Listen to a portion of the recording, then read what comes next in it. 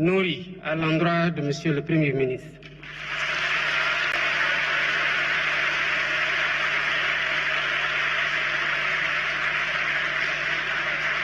Mes félicitations à l'ensemble des membres du gouvernement.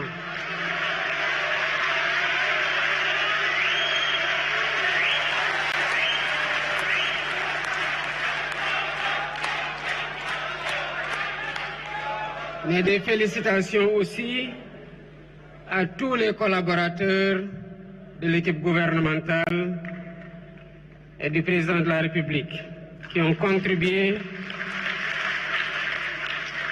à l'élaboration de ce plan de redressement dont vous avez chacune et chacun l'opportunité d'en apprécier la pertinence et le réaliser. Voilà bientôt un peu plus de 15 mois que vous nous avez fait confiance. À notre arrivée, nous avons fait la situation de référence à travers un diagnostic honnête. D'abord, par un audit de l'inspection générale des finances publiques, comme nous l'impose la loi 2012-22 portant code de transparence dans les finances publiques.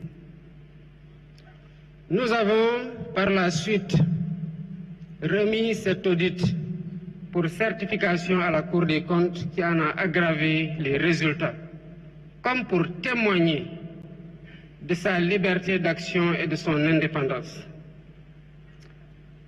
Nous ne nous sommes pas arrêtés à ça.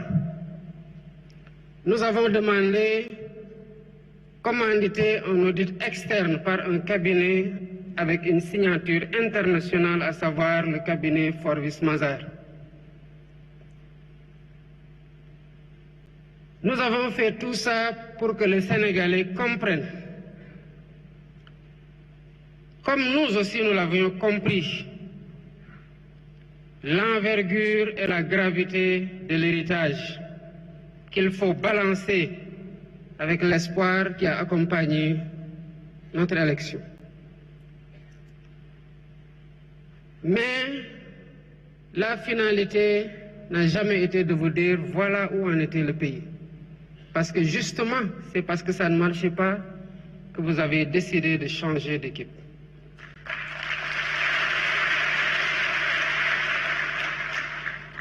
Et nous nous sommes donc attelés à proposer des solutions. Cela a conduit, en un temps record, à la présentation de la vision Sénégal 2050, l'agenda national de transformation. Cela a conduit à la confection du master plan, à la sélection d'un portefeuille de 80 projets catalytiques. Mais nous ne pouvions pas nous en tenir à les exprimer, à les concevoir, à les partager. La cadence des réformes a été très bonne et cela rend compte de l'efficacité de l'action gouvernementale et de l'efficience dans la conduite de cette action par le Premier ministre. Pourquoi nous avons fait le choix de la vérité? Parce que nous savons que vous avez élu des hommes véridiques pour les avoir éprouvés.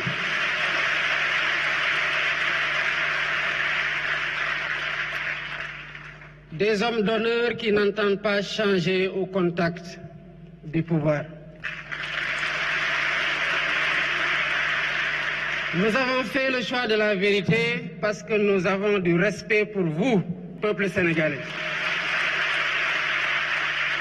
Nous avons fait le choix de la vérité parce que nous voulons imposer à nos interlocuteurs le respect qu'ils nous doivent en leur donnant le respect que nous nous devons. Et cela ne se fait que dans la vérité. Mais nous avons aussi fait le choix de la vérité pour corriger les anomalies et nous assurer que plus jamais cela ne puisse se reproduire.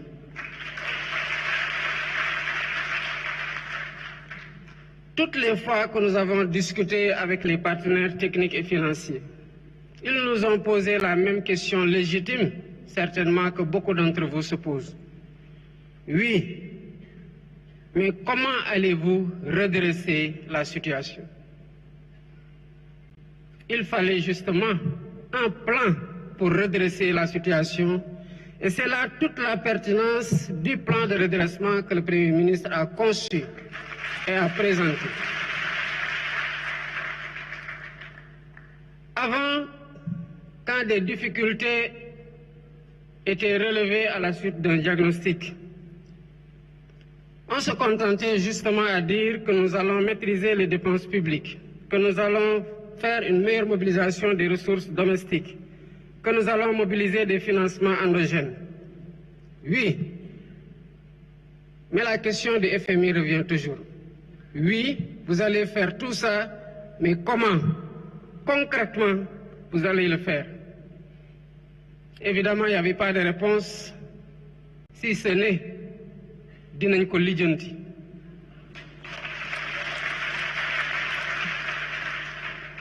Lijjanti boobu moo waral la dette cachée.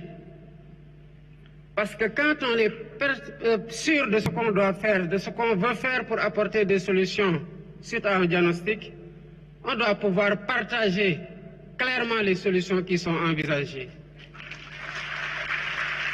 C'est cela aussi faire œuvre de transparence.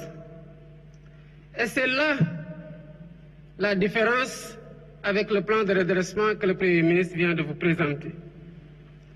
Toute l'ingéniosité du plan réside dans le chiffrage ligne par ligne de ce qui va être fait et qui constitue en agrégé le montant de 5 677 milliards en hypothèse basse et décliné annuellement dans les rythmes de mobilisation.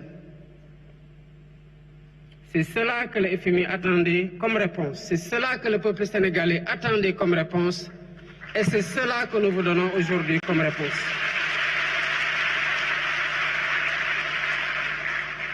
Le Premier ministre l'a dit à juste titre. Le redressement a commencé avant ma prestation de serment, quand lors de ma visite au Palais de la République, m'entretenant avec mon prédécesseur, je lui ai dit que j'ai appris que vous êtes sur le point de signer une convention, une concession sur les chantiers navals de Dakar